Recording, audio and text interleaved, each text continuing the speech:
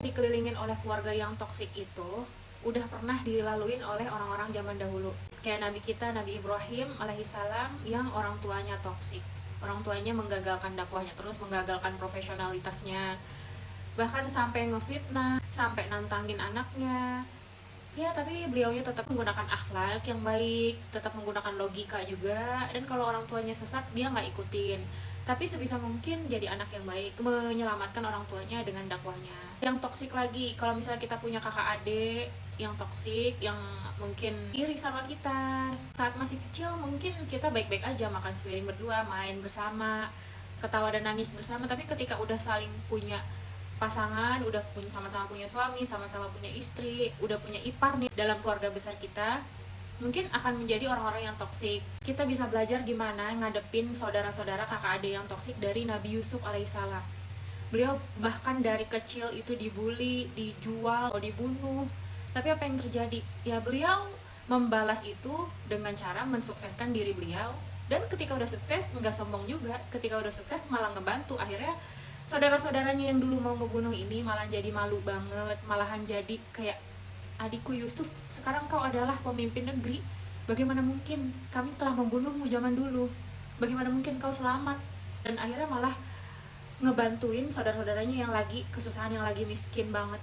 Sedangkan beliaunya yang waktu dulu dibully, yang waktu dulu mau dibunuh, itu udah jadi petinggi negara. Dan ya jelas petinggi negara itu kaya raya. Ya gitulah cara ngadepin saudara-saudara yang toksik. Terus Rasulullah SAW yang punya paman dan bibi yang toksik, mau ngebunuh, ngefitnah juga Abu Lahab dan istrinya. Itu adalah paman kandungnya Rasulullah. Ya tapi gimana caranya? Cara ngejalanin hidup dengan mereka? Ya udah, hidup mereka, hidup kita ya hidup kita. Kita cuman urusannya menyelamatkan mereka. Kalau emang mereka masih mau dinasehatin, yaudah kita nasehatin. Tapi mau gimana pun, tetap aja orang tua adalah orang tua. Mereka berpikir kamu itu anak kecil, nggak pantas kamu itu nasehatin saya.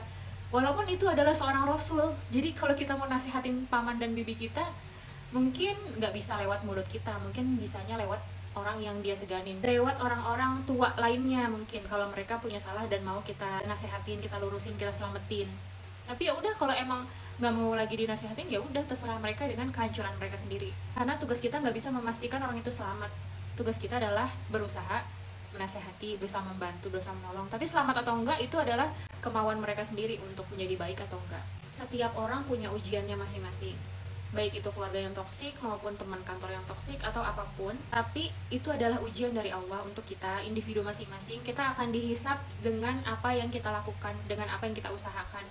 Kita akan dihisap bagaimana kita mensikapi ujian yang datang dari Allah. Kita harus berpikir bahwa orang-orang itu sebenarnya Allah yang menitipkan jiwa-jiwa mereka untuk menguji kita.